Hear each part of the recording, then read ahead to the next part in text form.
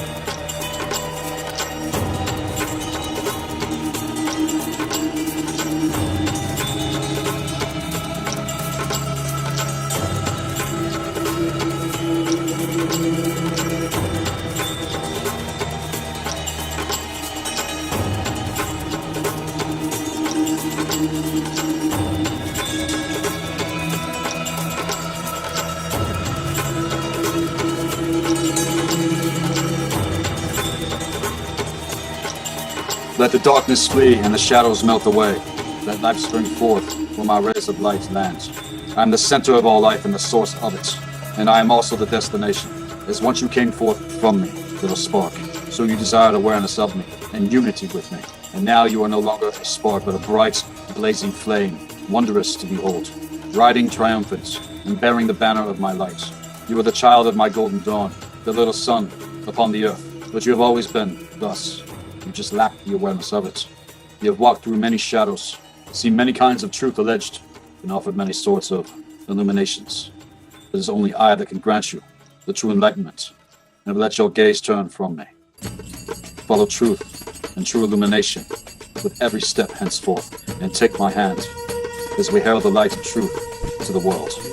Watch us rise. Back now from the break. This is Seth Gisboza, Black Earth Productions, Blue Flame, Healing Arts and Occult Science with the Jedi Eric Jennings. so as to continue into the true occult history and revealing of the hard science of the nectar of Athanasius. It is the gold of consciousness that we are extracting to access, both spiritually and physically, here in Midgard. Everything that happened in Egypt goes back to very great betrayals that took place among the wisdom councils. I want to get more into the crux of the 18th and the 19th dynasty. What you just brought up is a huge lexicon that connects to everything both of us have discussed. What you have is a major event in human history where Thothmes I, before the 18th dynasty, before Thothmes III and his battle, there were giants on record from the Egyptians and any other